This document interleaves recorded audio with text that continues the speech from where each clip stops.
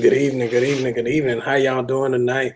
I hope y'all having a wonderful, wonderful evening. We are excited to be here with you all for our Tune Up Tuesday Bible study. Yeah. We are going to be taking stuff a little bit different, taking a little turn. Let's shoot up some hearts. Let's see somebody in that chat. I see chat is a little bit bad right now, but we know that y'all watching. Can y'all just shoot us some hearts across all platforms, across all media? Go ahead and do that. So we're going to get started, do things a little different tonight, but we wanted to kind of just come in and have a little fun and interact with you all a little bit. So that's why I need you all as active in the chat as possible. Just interact with us. We have some questions and answer times at the end. But we want to kind of start off with some, just how's everybody doing? So first, how are you doing? You preached your butt off Sunday. We ain't even gonna talk about how you blessed our lives Sunday morning at Victory. Oh my God! How you doing? How you recouping from that whirlwind tour? I'm recouping more from being a mom, working, motherhood, and just the basics of life. I'm recuperating more from that than anything. My. So how is it? We waited, but I mean, tonight's focus is you a little bit. How is it now being the mother of a tomorrow will be a 4-month-old baby, an 11-year-old son, and a 10-year-old daughter? Bonus mom. How is that? How after all these years having a newborn? How is it starting over? It is actually fun and pleasant. It keeps me youthful. The older kids always is a big help and a big plus. They love being big brother, big sister, as you know, and it's been very different. Omari is she's not like the rest of the kids. She has her own personality, have her own likes and dislikes, very direct. She's a lot of my personality. And so it's definitely one for the books. She's definitely a little mini me. My. So we're gonna let Omari make it tonight. In the words of my pastor, she ain't saved. She don't operate like believers. She want what she want when she want it. And yeah. She want it. Oh man, but what a word! What a word Sunday, man. You rocked us. Rocked us Sunday with an amazing word, man. It just kind of was an hour. It was just, man, I was blessed by it. I'm still getting text messages and phone calls about it. I'm praying God about it because I need that kind of rain to fall when I hit the room. I want to be in the room. I was daddy mode. And I'm glad that we don't have that kind of house where one had to do and the other one couldn't do. That we are able to support each other in that role. But I'm very grateful about that. But talking about relationships, marriages, I seen something on social media. Oh Lord. I said we was gonna do. Can I have a little freedom tonight, y'all? Y'all know what freedom means. I seen a picture on social media.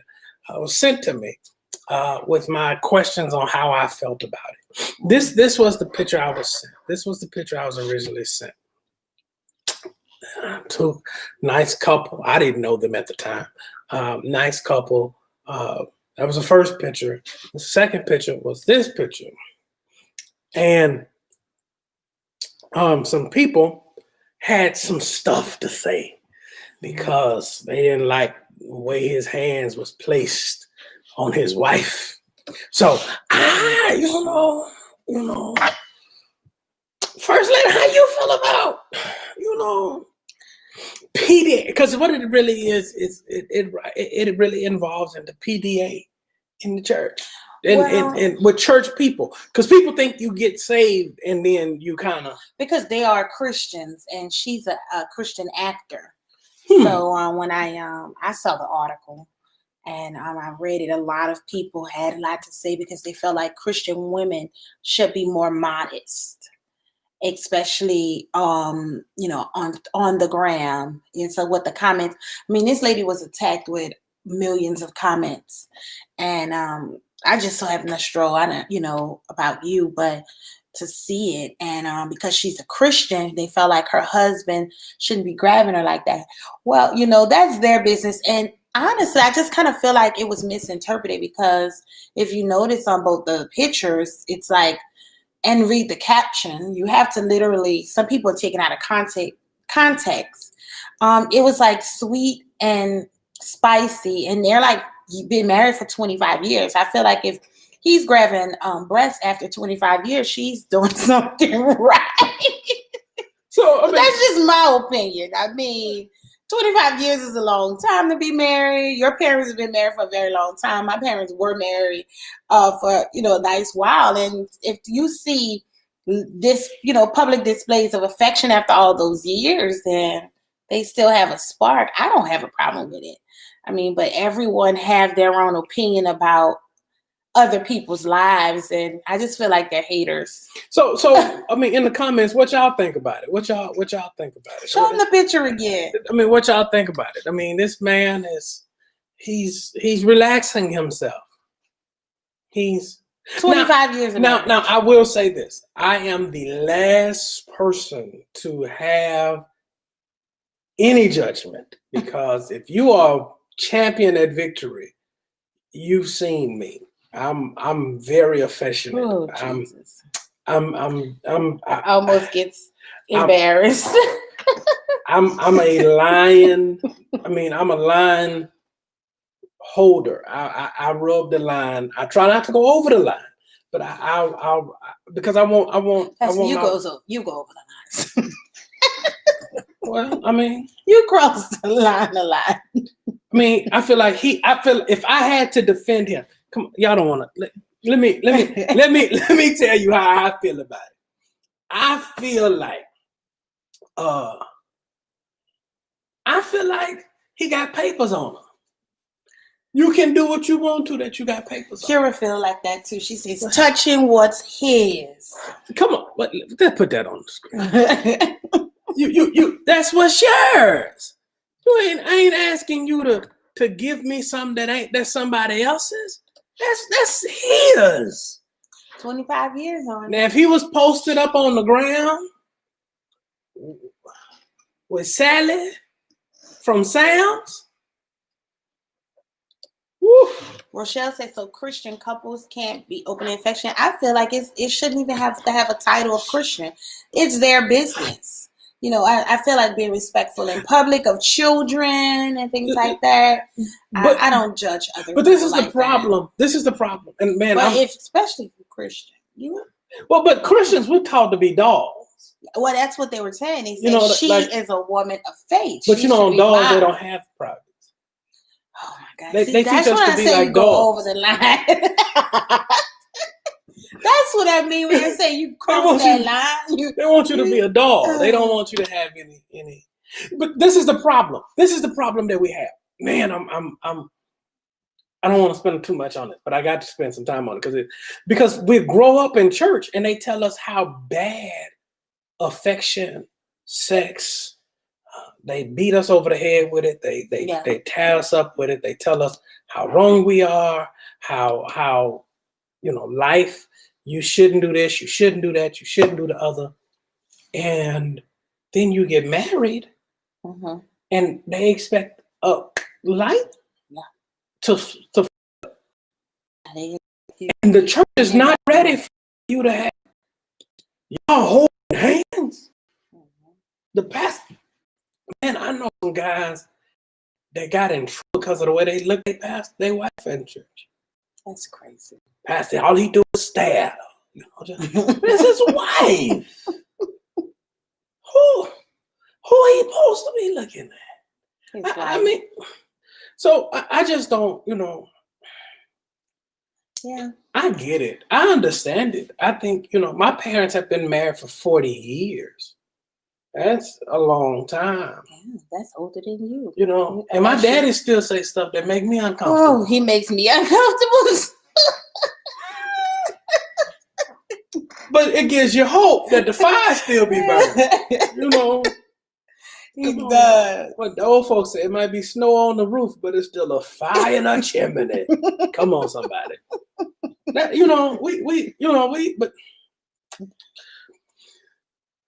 we teach each other that being married means you don't, the church really doesn't teach you how to stay happily married. Right. The church historically teaches you how to stay married, though. Yeah. They tell you don't go to the courthouse. Yeah. Everybody can stay married if you don't go to the courthouse. Yeah. You don't get, man, if the principles. I would still be married if I ain't go to the courthouse. The principles. You can be separated living in different states. But they don't teach you, what to do when you want to stay. Yeah. How do you stay when everything about you in your body tells you to leave? This man, let's put him back on the screen. This man, they covered up. They have shorts on. Yeah, they ain't nobody. But them shorts, in the old school church, they couldn't wear them shorts either. She need to have on that's what I meant. Some skirts, and he need to have on some long pants. He had his flip-flops on. They just chilling, enjoying each other on a nice, beautiful day. Look like they're going on a picnic or something. Just kidding. They're going to hell with them shorts on. They are fine. They look happy and comfortable and look like something I want to be doing right now. With them shorts on, they're going to hell. You can't wear in the backyard. Look how beautiful that is. That's fine. I mean, people is going to be people. Man, I remember old school church, man, you couldn't wear that stuff to church. And you coming in with them shorts. These people are not wearing at the church. They're going to enjoy each other, and I think. But they church people. They are the church. They are the ecclesia. That's what we telling people crazy stuff now. That's a crazy theology. You are the church. You don't need to go to church. The church is in you. God is in you. She shared a picture of her husband flirting with her, and was attacked by it. That's ridiculous. But the internet is full of trolls. I wanted to. I don't know I think I sent this to you, but I don't remember. Did you watch what I sent you? About this picture. The video? Yeah. Okay. So I went looking and found 3 popular women talking about this same video, and 2 daughters and a mother, and the elder statesman, the mother of the family, kind of dropped the mic in my way that I like to have a mic drop. Can y'all okay, all right, let's go. Mad because his hand is cupping her bosom. That's her husband. That's her husband. That's what I thought. Okay. He can cup her bosom if he wants to. Yes. He can cup whatever he likes to cup.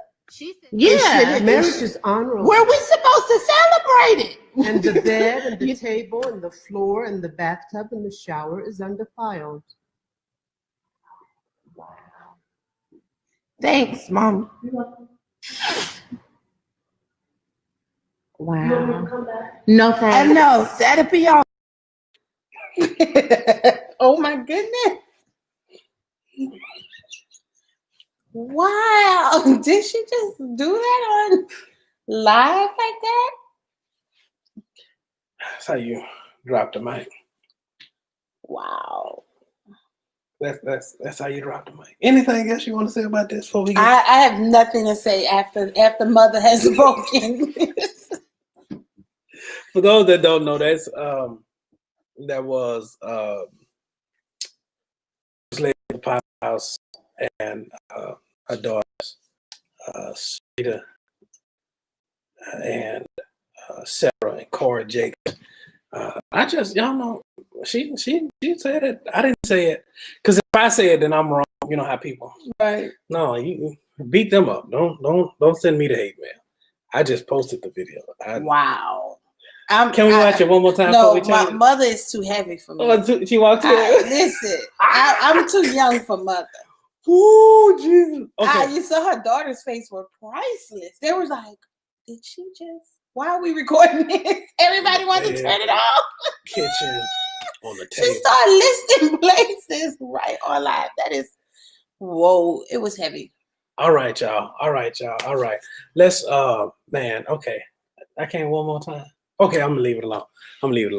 Y'all, we're gonna end it with that one. That's Somebody said one more time. That DeQuincy, I tell she you. rides for a thousand, baby.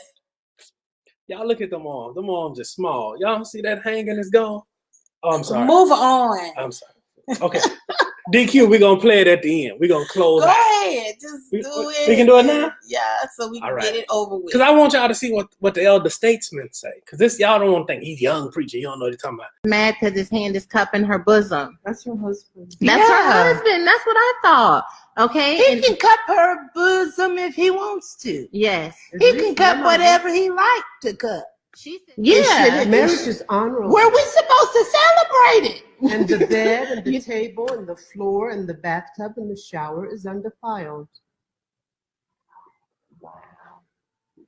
Thanks, Mom. wow. No I thanks. know. That'll be all. He said, thanks, Mom. Let's stop for a second. Pause for station identification. Oh my goodness. Ain't nothing else to say after that. Mother took me out. I just thought y'all should know. All right, so every day at noon we have our Daily Love from Him Above. Just a couple of quick announcements. Daily Love from Him Above every day at noon, Monday through Saturday. Join me, meet me. I promise you, it'll be a blessing to you.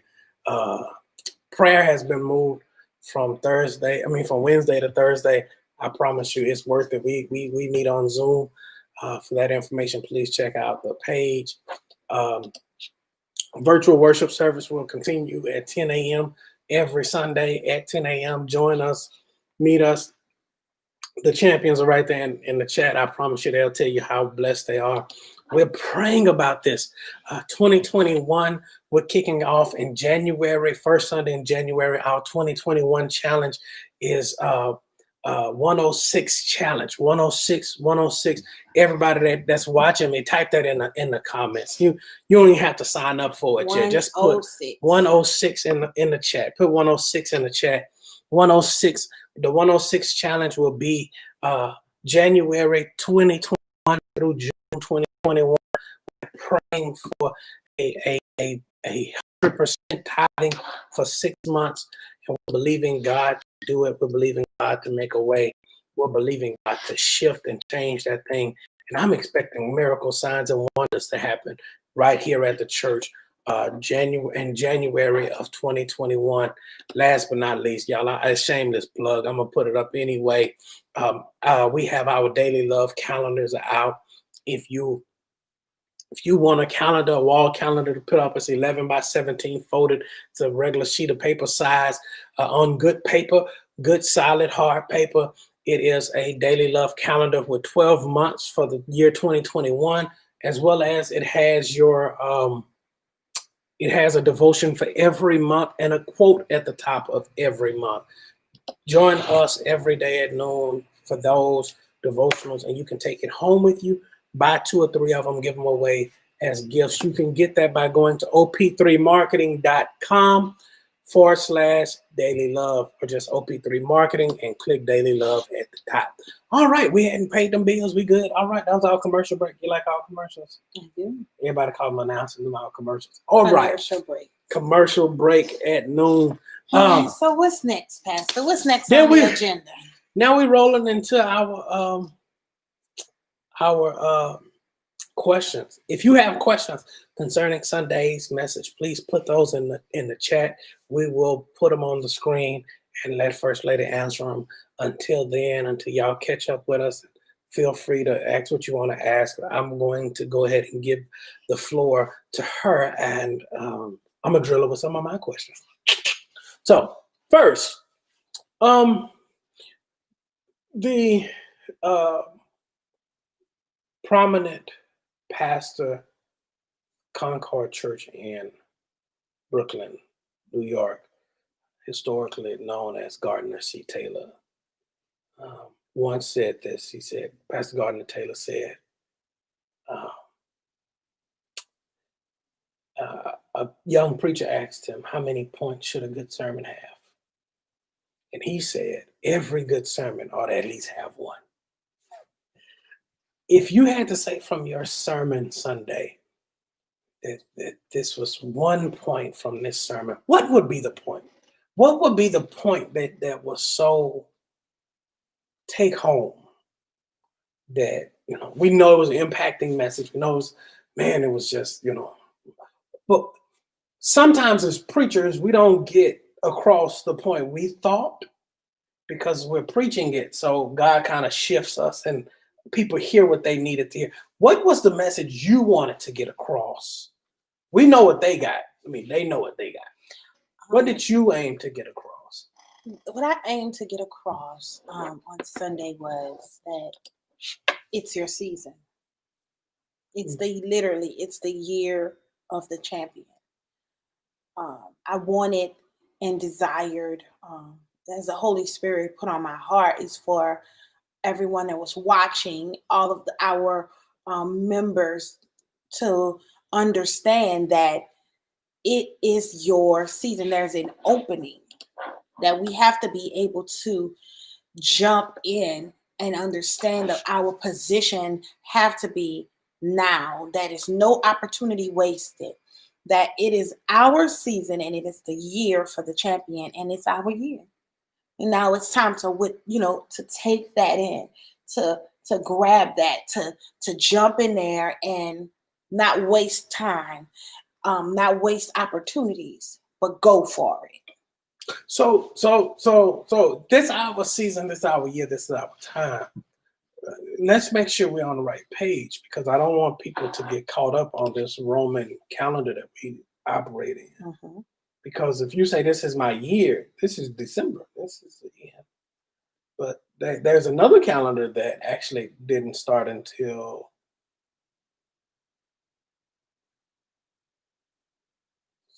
August. 8th was the first one. 8th was complete. Yeah, 8th. Yeah. So when you say this is our year, you're really speaking of December 10th, I believe Sunday was. December the 12th, 13th, whenever that was, December 13th. You're speaking December 13th to December 12th next year. You're not talking the end of December, or how are you? I'm say talking this is our year. The year of the champion this is our season. This is our time. This is our opening. It's not a December to December. It's what God has clearly designed. And God is not in time. Come on, somebody. God is eternal. So we're operating like this. God is eternal. So what he do is he steps into time for us, to help us, to assist us, to aid us. But at any time, he controls time, but he's eternal. So right now, what I'm saying prophetically is God has literally described and said, this is our season, this is our year, meaning this is the time that he set aside for the champion. So you're not even talking TikTok time. No. You're saying time. Because that's what we can relate to. But you're really talking timing. Right. Okay. No opportunity wasted. Now. The now. And whenever you say it, that's when it is. When is it? Whenever God says it. Right there. Whenever God says it. That's why I gave the example of being in the right place at the right time, doing your normal activities that you have committed to, going to church, operating, going to work. And then when God speaks it, that's when you do it. Because he's now operating. He's going to release it, and then you just pick it up and jump into it. When God said being sensitive to his timing. So what you're saying is, you come on now. So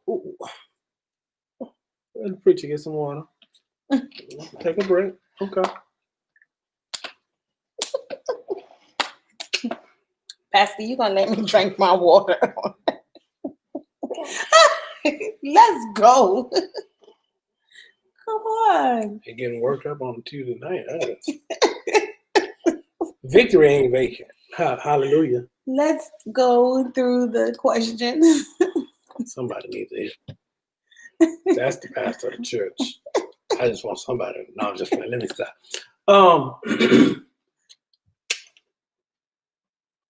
That you say the power is in whenever God says it, Mm-hmm. then that's when it should happen.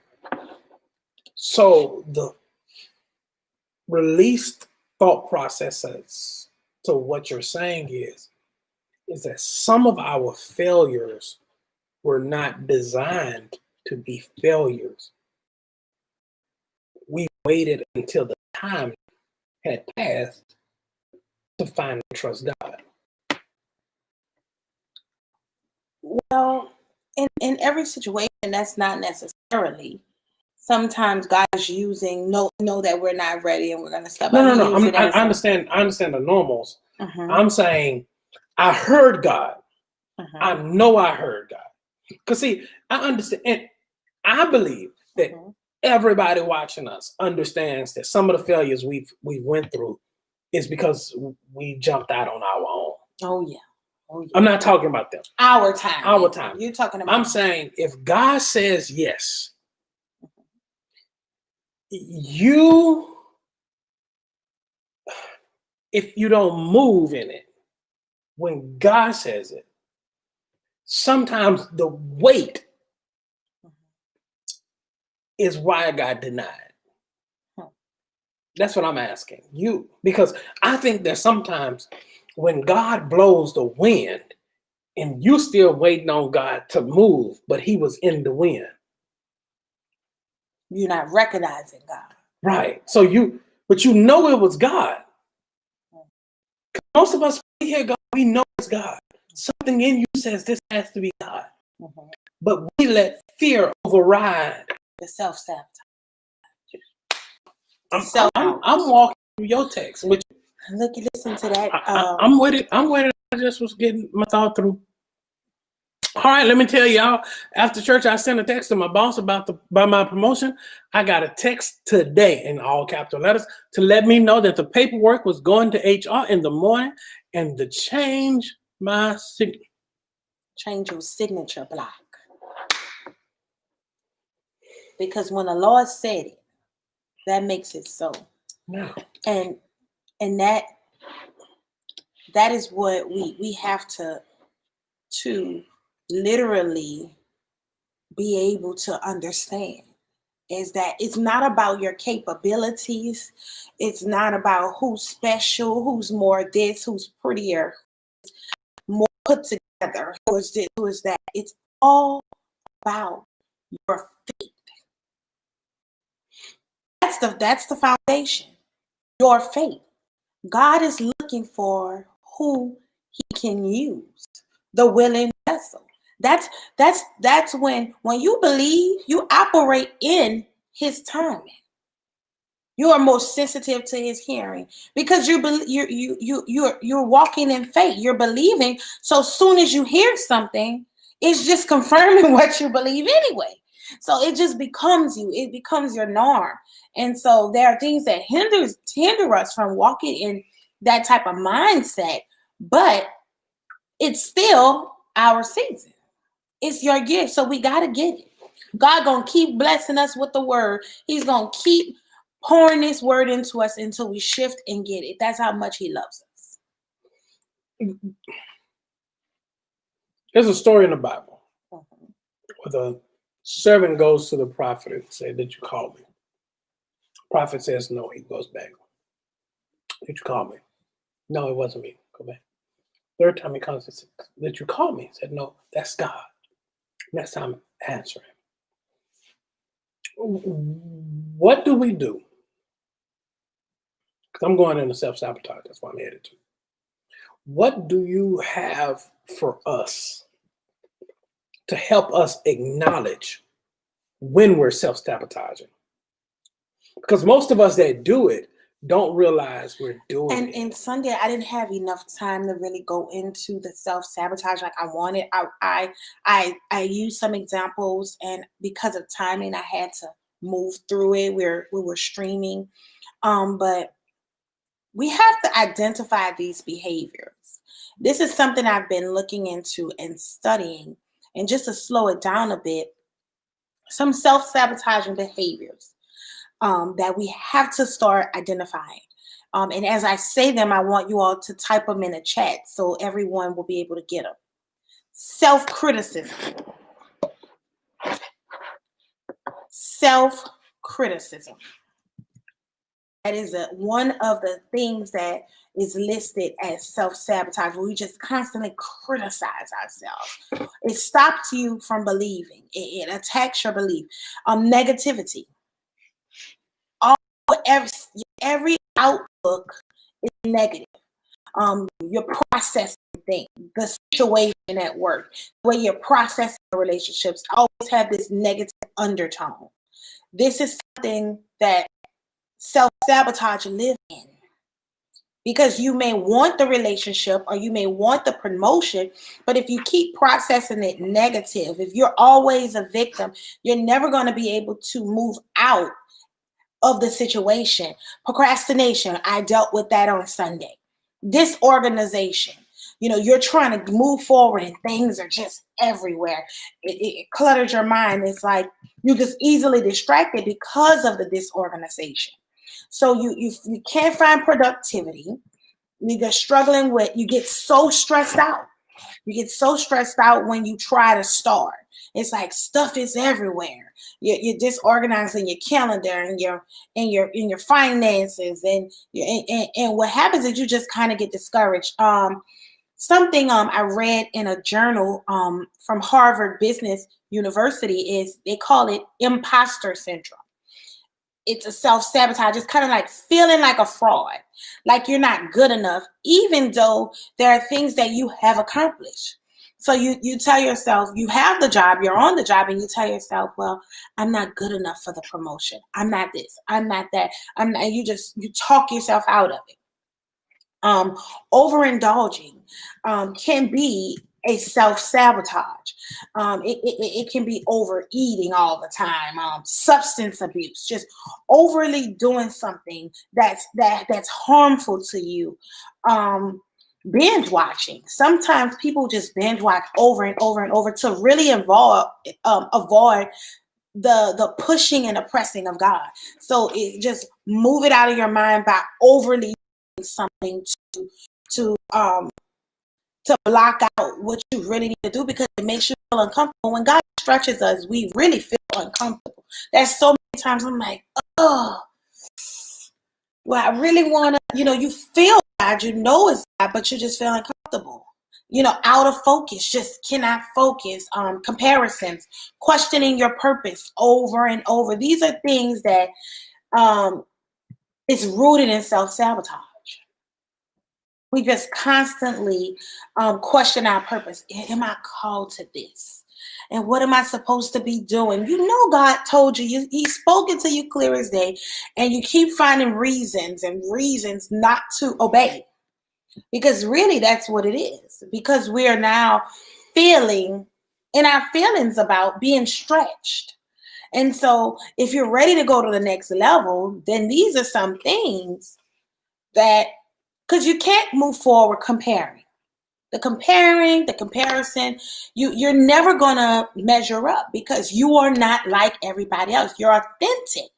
So how they're doing it, what they have going on, how they have it structured, you didn't grow up like that. It's just, it's never going to work. But then they can't be you either. So you just self-sabotage yourself by constantly comparing and being out focused and distracted. So those were some things that I kind of wrote down that I did not deal with Sunday as it relates to self-sabotage when it is our year, when God is speaking, is our season. And those are the things that I consider roadblocks that stop and hinder us right there, even though we know God spoke. Right. We just let the devil snatch exactly because we're afraid of hard work. We're afraid of the commitment. I'm tired every afternoon. Right. And we just come up with all these things that stop us from going to another level and stop us from increasing capacity. If God said he's going to give you the strength and the will to do, you're telling him all these things. I could list out, God, I'm a new mother. God, my husband have a church. But if God is speaking to me, telling me to do something. Let's go back for a second. I'm with you. Mm-hmm. I wanna dive deeper. Want to dive deeper because this is really what I'm talking about. Nisi says it like this. Says she got after church because of your message. Mm-hmm. After church, she sent a text message. This is my question. What do you have to say to the people that heard the message but didn't walk in that now? I would say, this is a big step. It's a different type of coaching Sunday I said, I'm just here as a coach, as a cheerleader. And that's the difference between pastor and I, even with our kids. A father, it's going to break it down, give you everything you need, a step-by-step outline. And a mother is now going to take that and motivate you, cultivate you, inspire you, and push you. Everyone that heard that message should have felt all four of those, because that's my job. My job as First Lady is to be there to say, come on, you can do this. Come on, get up. And so my point is, for the people that's still struggling, one plants the seed, one waters. Right. And so don't let this word hit the ground. You still may need the instructional part that's saying, that we're going to give. That's why we're doing things like this, to be able to break things down and show you. And sometimes it's tight because it calls out behaviors. But if we don't do it, then you'll stay bottled up in it. If we don't talk about procrastination, if we don't talk about these complexes that keep us bound, then how we're going to actually deal with a matter and actually push you to say, I'm going to get the house, or push you to say, I'm going to get my credit together, or push you to say, I'm going to be a better wife, I'm going to be a better husband, I want the promotion. That's what coming to church is for.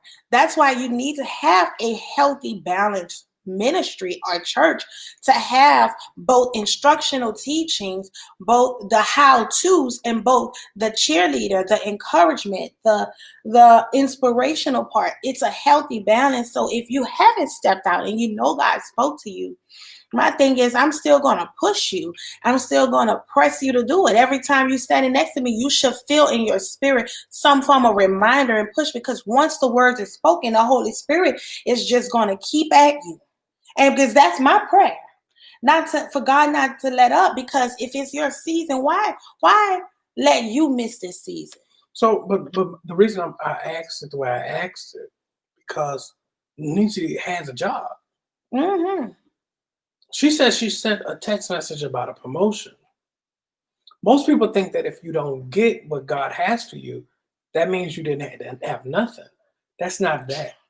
The reason that I preach so hard, and I know your message was so in line with vision that I know God gave us for the ministry, is that in this season, this isn't about being fired or hired. This is about being elevation. At the level that God has called you for. Elevation. Because you can self-sabotage yourself and say, I'm not ready to go there yet. I'm scared they're going to say no. But every non-asked question is an automatic no. Yeah. You refuse to ask the question, so you get a no as an answer because you didn't ask the question, when God had already. The Bible is so full of it. That's why I'm talking about this. The Bible is full of places where God says, in the Bible, it says God softened their heart. God softened their heart. Complete opposite is in Genesis. Moses goes to talk to Pharaoh. The Bible says God hardened his heart. Yeah. But the Bible says that God hardened his heart before Moses got there. Got there. Is that what we're saying is that in this season, you have to go ask because God has already made the way. Yeah. I had a preacher ask me, You got to go pursue it. you got to go after it. Because God, if That's God bring it to you, you're not going to appreciate it. You know that it's your season. Right. Go walk in. And Do it. And you say, well, I need a sign. But the sign is us sitting here We're telling telling you it's a sign. we're It's open. sitting in our sign. Mm-hmm. That's the faith. That- And no matter we what. have been talking about getting a house for how long? A nice while. You said that you needed another year and a half. Mm-hmm. I said, let's just go look. Mm-hmm. Because that now faith, you have to know when that time is. It's then. It's in that moment. If it's the moving of that moment. Now, this is the crazy part, and you know this, and I'll be transparent with it. We moved in July, Mm-hmm. posted it on social media, whatever. August, something got put back on my credit from 5 years ago. Yeah. That would have been a huge hindrance of us doing this. Yeah. Which means that if we didn't move right then and there. when we were supposed to that's move, good. That's why that's why you have to be sensitive. God is structuring things. He's setting up things. He's building things. When he say move, move. And I also want to say, even when you obey God, and maybe you don't get all of the response you're looking for, you see, it's all about your faith. Don't in that moment, don't let your faith shake, because right in there, I've worked for something recently, and then they said, "Well, oh," and then before you know it, Miss Petteway, it was a huge mistake. But if I got, we didn't know that this was you. We didn't know that you were the owner. We didn't know we had some things mixed up.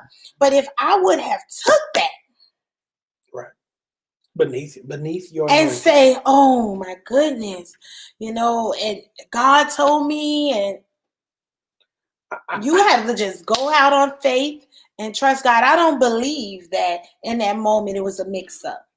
I believe God was testing me to see if I was still going to still hold on to him and believe God. Can I give you the word God just dropped on me? Go ahead.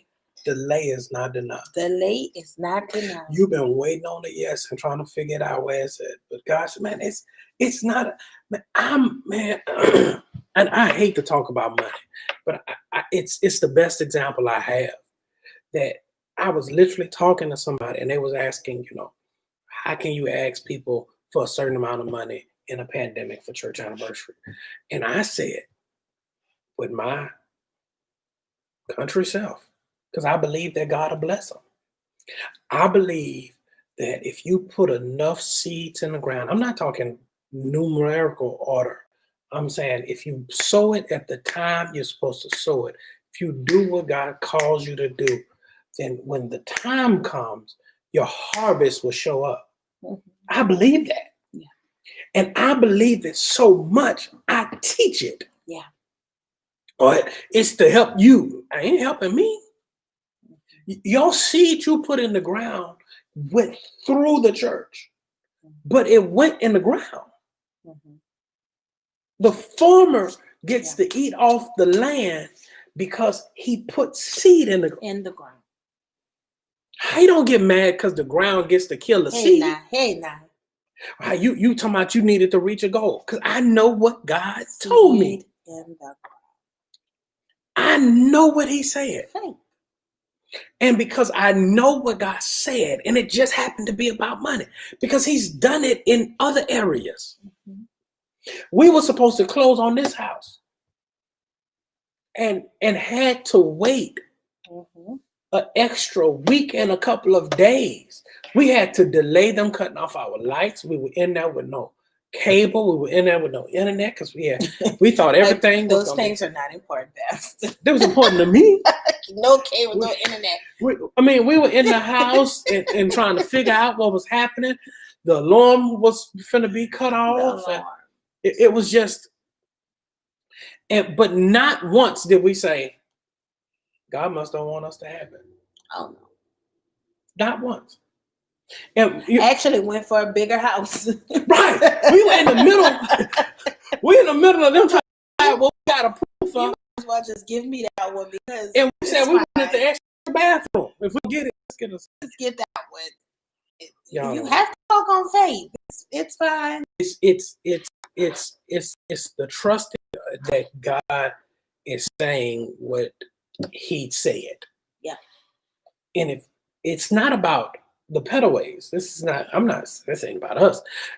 I'm saying what He said. Yeah. She's saying what He said. And what she's saying is, you said, now, no opportunity wasted. You said that overflows to every area of your life. Yeah. That whatever that thing is, it can't be manipulative because you don't know what the thing is. You don't know what nobody else got going on, what nobody else dealing with, how they dealing with what they dealing with. All you know is it was for whoever heard it. I've always hated when people said to me, "Oh, that was a good sermon. I wish my friend was here." But you were here. Did you get it? Because that's who it's for. It was for. God always makes sure He didn't the man. Okay, I'm through. I'm not going to take over. The feeding of the 5,000. Nobody left the meal and went home and said, "They made food for you and you wasn't even there."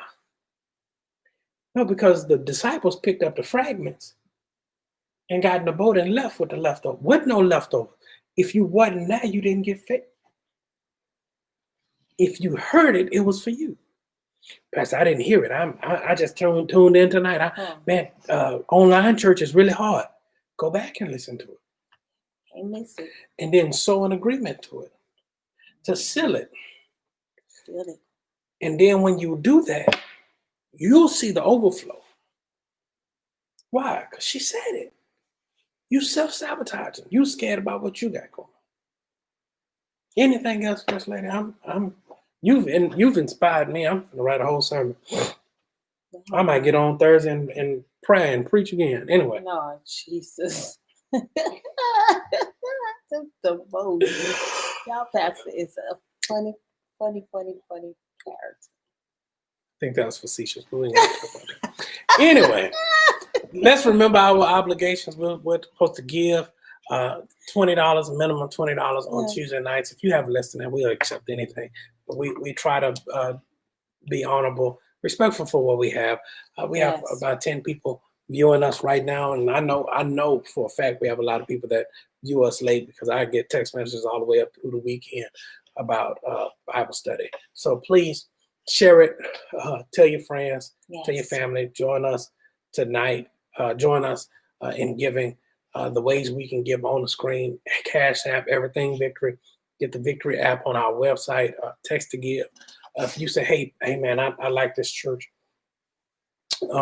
Just put this hashtag Everything Victory in the comments, because I look Sunday. It's kind of people felt like they were in with the message. But if you want to join the church, hashtag Everything Victory. We had another pastor put "I'm all in" the thing else. He was just confused. Praise the Lord.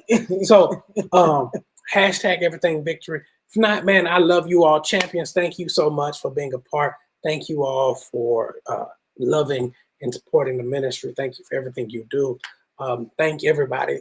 Remember, we're praying starting tomorrow. I'm announcing it at noonday. Praying for the next 16 days, starting tomorrow, praying for God to bless this 106. Yeah. 106. God is going to do it. And God just spoke to me literally while I was saying that.